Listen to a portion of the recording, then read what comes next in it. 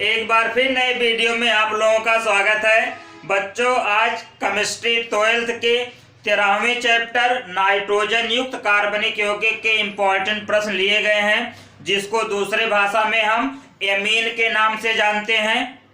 आज एमीन के सभी इम्पोर्टेंट प्रश्न बताए जाएंगे और ये वे प्रश्न हैं जो कभी न कभी बोर्ड परीक्षा में पूछे गए हैं या जिनके बोर्ड एग्जाम 2023 में आने की 100% संभावना है। यदि आप इन सभी प्रश्नों को अच्छे से तैयार कर ले जाते हैं तो ये जो 5 नंबर का चैप्टर है, 5 का 5 नंबर आप लोगों को आसानी से पेपर में मिल जाएंगे। यदि आप हमारे चैनल पे पहली बार आए हो तो प्लीज चैनल को सब्सक्राइब कर लीजिए और वीडियो यदि अंत तक अच्छा लगेगा तभी वीडियो को लाइक करिएगा और मित्रों तक शेयर करिएगा। इसमें से एमीन चैप्टर के कुछ ऐसे इंपॉर्टेंट प्रश्न हैं जो नेमिंग रिएक्शन यानी नाम वाले अपक्रिया के रूप में भी पूछे जाते हैं और इसमें कुछ बनाने की विधि भी है। तो आप लोग वीडियो को अंत तक देखेंगे तो सभी डाउट आपका क्लियर हो जाएगा कि कौन सा प्रयोगशाला विधि में पूछा जा सकता है, कौन सा नेमिंग रिएक्शन के रूप में पूछा जा सकता है, या इसमें से कौन सा क्या होता है जब टाइप वाले प्रश्न के रूप में पूछा जा सकता है। हाँ, इसके लिए आप लोग वीडियो में अंत तक बने रहें, तभी मजा आएगा। चलिए देखते हैं प्रश्न क्या है। प्रश्न पहले बहुविकल्पी प्रश्न के रूप में लिया गया है। बहुविकल्पी प्रश्न है क्या, एमिनो अम्ल का जलीय विलयन क्या होता है। एमिनो अम्ल यानी एमीन के साथ जब अम्ल उपस्थित हो तो उसका जलीय विलयन क्या होता है। उभयधर्मी, अम्लीय होता है, क्षारीय होता है या उदासीन। तो कुछ लोग क्या करेंगे, अमीनो का जलीय विलयन सोचेंगे अम्ल है, लेकिन ये क्या होता है, उभयधर्मी। पहला विकल्प सही है कि अमीनो अम्ल का जलीय विलयन उभयधर्मी होता है। दूसरा है नाइट्रोबेंजीन को क्या कहते हैं। नाइट्रोबेंजीन एक यौगिक है जिसके दूसरे नाम से जानते हैं, और वो दूसरा आपका नाम कौन सा है, कशीश का तेल, मिर्बेन का तेल, सिनेमल ऑयल या सभी। तो इसमें से आपका दूसरा विकल्प सही है, मिर्बेन का तेल, यानी नाइट्रोबेंजीन को मिर्बेन का तेल के नाम से जानते हैं।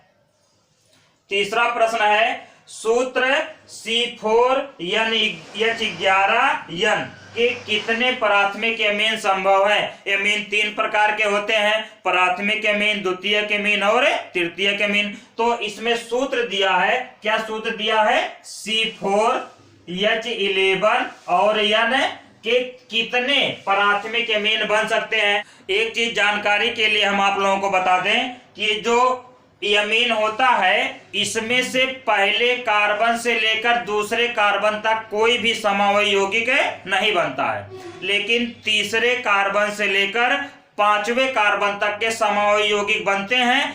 उसमें जितने कार्बन रहेंगे उतने ही उसकी समवायी यौगिक होती है। जैसे इसमें C4H11N में कितने सी हैं, 4। तो इसमें समवायी यौगिक की संख्या कितनी हो जाएगी, 4। तो कौन सा विकल्प सही है, ये चौथा वाला, 1 2 3 4, यानी कौन सा विकल्प सही है, 4। C4H11N9 में कितने समवायी यौगिक बन सकते हैं, यानी कितने प्राथमिक एमीन बन सकते हैं, वो आपका आंसर क्या हो जाएगा, 4। फिर अगला क्या है, सीमित अपक्रिया किसे कहते हैं। सीमित अपक्रिया किसे कहते हैं। ये सीमित अपक्रिया के रूप में भी आता है और या कभी कभी ये भी पूछ लिया जाता है कि एथिल एमीन बनाने के विधि का समीकरण दीजिए। तो 2 टाइप के प्रश्न होते हैं। तो सीमित अपक्रिया, इसका भाषा क्या लिखा जाएगा। यदि आप लोग भाषा लिखना चाहें तो हम बोल दे रहे हैं, आप लोग लिख लीजिएगा। परिभाषा क्या है कि जब प्रोपियोनिक अम्ल, कौन सा अम्ल है, प्रोपियोनिक अम्ल को हाइड्रोजोइक अम्ल के साथ, प्रोपियोनिक अम्ल को हाइड्रोजोइक अम्ल के साथ H2SO4 की उपस्थिति में गर्म करते हैं तो एथिल एमीन प्राप्त होता है। समीकरण देखिए कैसे बनेगा। समीकरण प्रोपियोनिक अम्ल का सूत्र होता है C2H5COOH। ये है प्रोपियोनिक अम्ल, प्रोपियोनिक अम्ल। जब इस प्रोपियोनिक अम्ल को हाइड्रोजोइक अम्ल, इसका सूत्र होता है HN3। क्या सूत्र होता है, HN3। इसका नाम है हाइड्रोजोइक अम्ल, हाइड्रोजोइक अम्ल या हाइड्रिक अम्ल भी नाम बोलते हैं।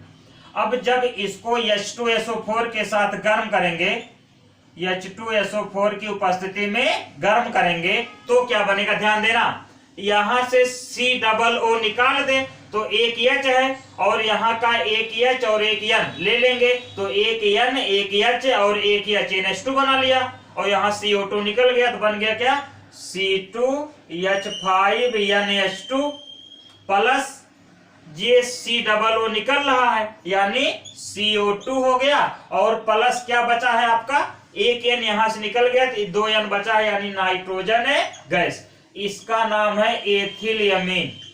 एथिलएमीन, ये एथिलएमीन बनाने की विधि भी है, सीमित अपक्रिया भी है। या एक प्रश्न ऐसे भी पूछा जाता है, क्या होता है जब अम्ल को हाइड्रोजोइक अम्ल के साथ गर्म करते हैं तो एमीन प्राप्त होता है। ये प्राप्त हो गया।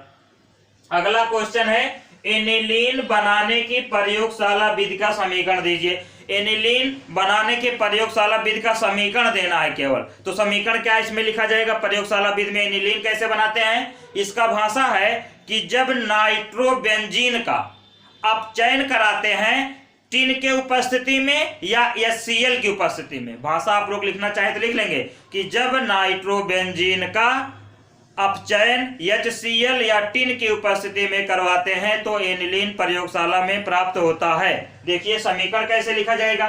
नाइट्रोबेंजीन का सूत्र क्या होता है, नाइट्रोबेंजीन यानी NO2 रहेगा लेकिन किसके साथ जुड़ा रहेगा, C6H5। ये हो गया नाइट्रोबेंजीन। नाइट्रोबेंजीन, नाइट्रो समूह बेंजीन रिंग के साथ जुड़ा हो तो नाइट्रोबेंजीन। इस नाइट्रोबेंजीन का हम अपचयन कराएंगे। क्या कराएंगे, अपचयन। अब जब अपचयन कराएंगे तो किसके उपस्थिति में, SN टिन के उपस्थिति में या HCl की उपस्थिति में अपचयन कराएंगे। तो क्या होगा, अपचयन क्रिया किसे कहते हैं, जिसमें हाइड्रोजन जुड़ता है और ऑक्सीजन निकलता है। तो यहां से क्या होगा, देखिए हाइड्रोजन जुड़ेगा ऑक्सीजन निकलेगा तो हाइड्रोजन जुड़ेंगे तो यहां पर देखो C6H5N पहले से था, हाइड्रोजन जुड़ गया, दो जोड़ दिए तो NH2 हो गया और जो ऑक्सीजन निकल रहा है H के साथ मिलकर बनाएगा जल और इसी का नाम है एनिलीन। इसका नाम क्या है, एनिलीन। या ऐसे इसको हम दूसरे इस रूप में भी लिख सकते हैं कि बेंजीन के सिर पे सवार कौन, NH2, तो वो होता है एनिलीन। बेंजीन के सिर पे कौन बैठा हो, NH2 बैठा हो तो वो क्या होता है, एनिलीन। इस प्रकार एनिलीन बनाने की विधि हो गई। समीकरण कैसे देंगे, संतुलित करेंगे। यहां से ऑक्सीजन कितनी बार है, 2 बार और यहाँ ऑक्सीजन कितनी बार है, 1 बार। तो यहाँ कितना लगा देंगे, 2। 4 ऑक्सीजन यहाँ है, 2 ऑक्सीजन यहाँ, 6 ऑक्सीजन। तो यहाँ 4 हाइड्रोजन यहाँ है, 2 हाइड्रोजन यहाँ है तो यहाँ पर कितना लगा देंगे, 4 2 6। इस प्रकार हमारा समीकरण संतुलित हो गया और प्रयोगशाला में एनिलीन कैसे बनता है ये समीकरण हो गया। आप लोग इसको पूरे इस दोनों समीकरणों को उतार लीजिए, फिर हम अगला क्वेश्चन बताते हैं। इस प्रकार अगला प्रश्न है, कार्बिल एमीन अपक्रिया लिखिए। ये कार्बिल एमीन अपक्रिया बहुत ही इंपॉर्टेंट है और ये पेपर में 100% क्या 110% आने की इसकी संभावना है 2023 में। अभी भी कुछ लोग हो सकता है सो रहे हो, तो प्लीज जो लोग सो रहे हैं वो बोर्ड एग्जाम की तैयारी के लिए अभी से जुट जाइए। अभी आपके पास 2 महीने बचे हुए हैं। अगर इन 2 महीनों में ये जो इम्पोर्टेंट प्रश्नों की श्रृंखला चल रही है, यदि इन इम्पोर्टेंट प्रश्नों की श्रृंखला को आप अच्छे से तैयार कर ले जाते हैं तो ये मेरा दावा है कि आपका 90 नंबर से अधिक केमिस्ट्री में आ जाएगा। और जो लोग अभी भाई सोना चाह रहे हैं वो सोएं, और सोएंगे तो खोएंगे। चलिए प्रश्न देखते हैं, कार्बिल एमीन अपक्रिया किसे कहते हैं। इसका भाषा क्या लिखा जाएगा कि जब एनिलीन को क्लोरोफॉर्म और पोटेशियम हाइड्रोक्साइड के साथ गर्म करते हैं तो फेनिल आइसोसाइनाइड बनता है। फिर से बता दे रहे हैं कि जब एनिलीन को क्लोरोफॉर्म और पोटेशियम हाइड्रोक्साइड के साथ गर्म करते हैं तो फेनिल आइसोसाइनाइड बनता है और यह अपक्रिया कार्बिलेमीन अपक्रिया कहलाती है। समीकरण देखते हैं। एनिलीन, एनिलीन का सूत्र है C6H5NH2।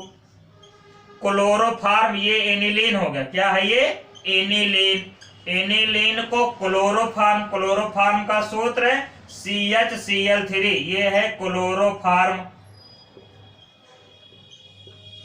जब एनिलीन को क्लोरोफार्म और पोटेशियम हाइड्रोक्साइड यानी KOH के साथ गर्म करेंगे हम, ये क्या है? पोटेशियम हाइड्रोक्साइड के साथ जब गर्म करेंगे, ध्यान देना, यहां से H निकलेगा तो बचेगा क्या? C6H5N, यहां लिख दे रहे हैं C6H5N, और ये C यहां पर जाकर जुड़ जाएगा तो हो जाएगा NC और प्लस, ध्यान देना, अब यहां से ये K है और यहां का Cl है, ये बनाएगा क्या? KCl, और यहां का H है, यहां का OH है, ये बनाएगा H2O। समीकरण पहले संतुलित करते हैं तब नाम लिखते हैं। 3 Cl है, 3 लगाएंगे, 3 K हो गया, 3 लगाएंगे, 3 O हो गया, 3 लगाएंगे। इस प्रकार हमारा सब समीकरण है संतुलित। अब इसका नाम है फेनिल आइसोसाइनाइड, आइसोसाइनाइड। इस प्रकार कार्बिलेमीन अपक्रिया किसे कहते हैं, ये समीकरण आप लोगों के लिए हो गया। अब इसको एक और नाम से जानते हैं कि आइसोसाइनाइड परीक्षण क्या होता है। एक और नाम से जानते हैं क्या कि आइसोसाइनाइड परीक्षण क्या होता है। तो अगर आइसोसाइनाइड परीक्षण पर आता है तब भी ये आपको समीकरण लिखा जाएगा और नाम लिखा जाएगा कि इस परीक्षण में फेनिल आइसोसाइनाइड प्राप्त होता है, जिसे हम आइसोसाइनाइड परीक्षण कहते हैं। अब अगला है क्या? डाई एजोटीकरण किसे कहते हैं? डाई एजोटीकरण किसे कहते हैं? तो बेंजीन डाई एजोनियम क्लोराइड बनाने की क्रिया कहलाती है डाई एजोटीकरण। या इसका दूसरा भाषा हम क्या लिखेंगे कि जब एनिलीन को सोडियम नाइट्राइट, जब एनिलीन को सोडियम नाइट्राइट और HCl के साथ गर्म करते हैं तो बेंजीन डाई एजोनियम क्लोराइड प्राप्त होता है, जिसे डाई एजोटीकरण कहते हैं। देखिए समीकरण, एनिलीन, वही एनिलीन का सूत्र क्या है? C6H5NH2, ये है एनिलीन। अब इस एनिलीन को सोडियम नाइट्राइट यानी NaNO2, सोडियम नाइट्राइट NaNO2 और HCl यानी HCl के साथ गर्म करेंगे। और जब हम गर्म करेंगे तो ध्यान देना क्या होगा, यहां से H2 निकलेगा, H2 निकलेगा, एक N जुड़ेगा और एक Cl जुड़ेगा, बन जाएगा क्या? C6H5N2Cl। इसी का नाम है benzene diazonium, benzene diazonium chloride. Diazonium nitrogen 2 के कारण नाम दिया गया है डाई एजोनियम, और Cl मतलब क्लोराइड, C6H5 मतलब बेंजीन, यानी बेंजीन डाई एजोनियम क्लोराइड। उसके अलावा और क्या बनेगा? यहाँ का Na, यहाँ का Cl, NaCl बन जाएगा, यहाँ का O, यहाँ का H मिलकर बन जाएगा H2O। संतुलित कर दो। संतुलित करने के लिए 2 O है तो यहाँ 2 लगाएंगे, 2 Cl हो गए, 1 Cl 1 Cl 2 Cl हो गए तो यहाँ कितना लगा देंगे? 2। इस प्रकार हमारा समीकरण संतुलित हो गया, यानी एनिलीन से बन गया बेंजीन डाई एजोनियम क्लोराइड। कभी कभी प्रश्न ये भी पूछ लिया जाता है, क्या होता है जब एनिलीन को सोडियम नाइट्राइट और HCl के साथ गर्म करते हैं? तो इसका आंसर लिखा जाएगा बेंजीन डाई एजोनियम क्लोराइड प्राप्त होता है, और इस अपक्रिया का दूसरा नाम है डाई एजोटीकरण किसे कहते हैं। इस प्रकार अब आप इन सभी समीकरणों को उतार लीजिए, फिर हम इरेज करते हैं, नेक्स्ट क्वेश्चन बताते हैं। इस प्रकार अगला प्रश्न है, हाफमान ब्रोमाइड अपक्रिया लिखिए। ये भी बहुत इंपॉर्टेंट है। इसका भाषा क्या लिखा जाएगा कि जब बेंजेमाइड को ब्रोमीन के साथ और पोटेशियम हाइड्रोक्साइड के साथ। यानी जब बेंजेमाइड को ब्रोमीन और पोटेशियम हाइड्रोक्साइड के साथ गर्म करते हैं तो एनिलीन प्राप्त होता है। समीकरण देखिए, बेंजेमाइड का सूत्र होता है C6H5CONH2। ये किसका सूत्र है? बेंजेमाइड। एमाइड मतलब CONH2। बेंजेमाइड, इस बेंजेमाइड को ब्रोमीन के साथ यानी Br2 और पोटेशियम हाइड्रोक्साइड यानी KOH के साथ जब हम गर्म करेंगे तो ध्यान देना, यहां से क्या होगा, CO निकलेगा, CO निकल जाएगा और बचेगा क्या, C6H5NH2 जिसका नाम है एनिलीन, जो हमको बनाना था बन गया, प्लस ये जो CO निकल रहा है और यहाँ के O के साथ CO3 और K यानी बनाएगा K2CO3 प्लस Br भी है K भी है तो ये बनाएगा KBr और प्लस OH भी है H भी है तो ये बनाएगा क्या, H2O। अब इसको संतुलित करना है, 3 के 2 के 1 के 3 के यहां पर लगाएंगे कितना, 3 के OH हो गया। Br हमारा कितना है,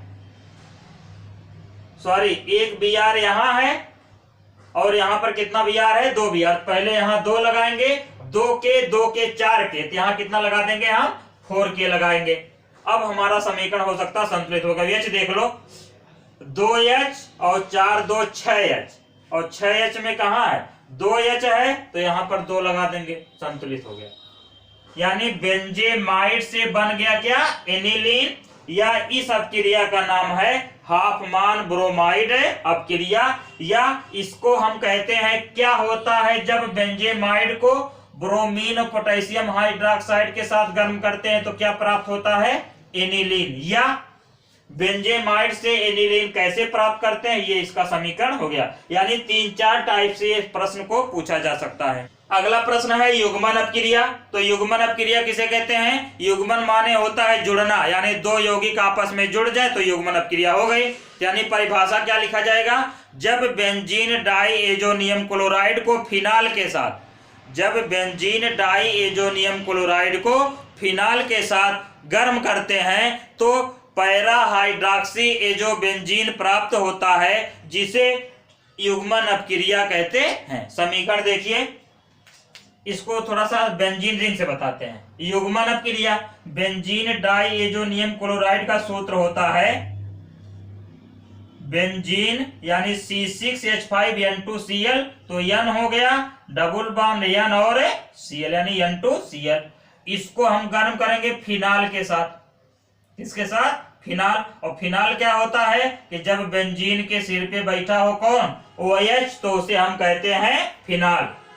जब गर्म करेंगे तो ये दोनों आपस में जुड़ जाएंगे, ये दोनों आपस में क्या हो जाएंगे, जुड़ जाएंगे और जुड़कर बनाएंगे क्या, देखिए ये है, नाम लिख दें, बेंजीन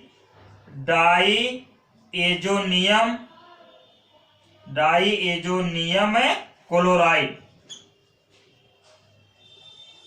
और इसका नाम क्या है, फिनाल। ये है आपका क्या, फिनाल।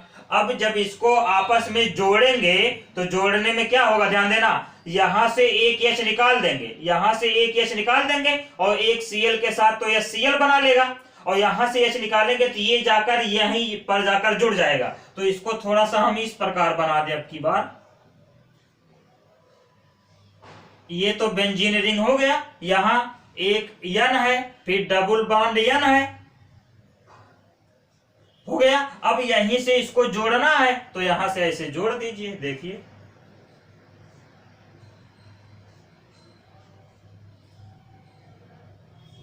जुड़ गया। और यहां पर हमारा क्या बच रहा है, OH। देखिए यहां पर हमारा क्या बच रहा है, OH बच रहा है, तो यहां पर हम OH जोड़ देंगे। इस प्रकार हमारा देखो, इसी का नाम क्या है, पैर, यहां से जुड़ा है तो यहां पर हो जाएगा पैरा, OH को क्या कहते हैं, हाइड्रोक्सी, OH को क्या कहते हैं, हाइड्रोक्सी। और जब बेंजीन जुड़ा होता तो इसको एजो कहते हैं, और किसमें जुड़ा है, बेंजीन रिंग में। तो नाम हो जाएगा पैरा हाइड्रॉक्सी एजोबेंजीन, और इस अपक्रिया का नाम है कौन सी अपक्रिया? युग्मन अपक्रिया।